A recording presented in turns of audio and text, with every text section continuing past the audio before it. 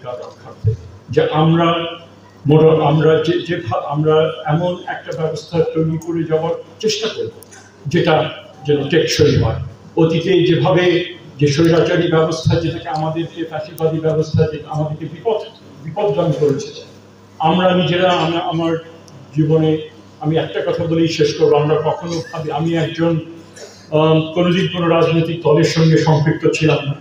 একদম ইন্ডিপেন্ডেন্ট নাগরিক হিসেবে আমি আমার চিন্তা ভাবনা ব্যক্ত করেছি পত্র পত্রিকা লেখালেখির মাধ্যমে, সংগঠন করার মাধ্যমে, ছাত্র জীবন থেকে। যখন নতুন দেশ হলো তখন আমি ইন্টারমিডিয়েটে পড়ি, আমি তখন ভাবছিলাম যে আমাদের জন্য একটা স্বাধীনতার অবারিত দ্বার আমাদের জন্য উন্মুক্ত হলো, কিন্তু কিছুকাল পরেই আমরা দেখতে পেলাম সেটা হলো।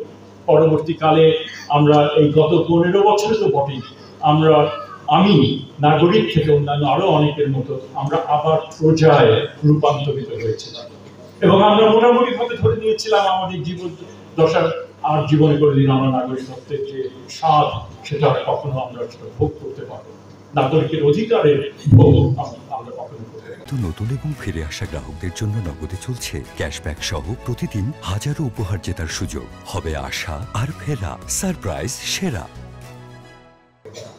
আমরা প্রজা হিসেবে যে কোন রকম অধিকার বিবর্জিত প্রজা হিসেবে আমরা থাকবো, কিন্তু সেই আমাদের সেটাকে পুরোপুরিভাবে প্রত্যাখ্যান করে তরুণরা আমাদেরকে নতুন একটা বাংলাদেশ গড়ে তোলার একটা নেতৃত্ব তারা দিয়েছিল, এবং পূর্বের যে রাজনৈতিক যে ধারাবাহিকতা, সেই ধারাবাহিকতার সেই উন্নয়নের সকলের যে কন্ট্রিবিউশন সেটাকে স্বীকার করেই আমি বলবো যে বড় রকমের একটা পরিবর্তনের মাধ্যমে আমরা এসে নতুন বাংলাদেশ আমরা আজকে গড়ে তুলবার দ্বিতীয়বারের সুযোগ পেয়েছি।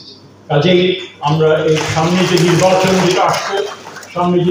যেটা আসছে সেটা যেন স্বচ্ছভাবে অনুষ্ঠান সরকার যেন করতে পারে, তার জন্য প্রতিটি নাগরিককে এখানে একটা ভূমিকা রয়েছে।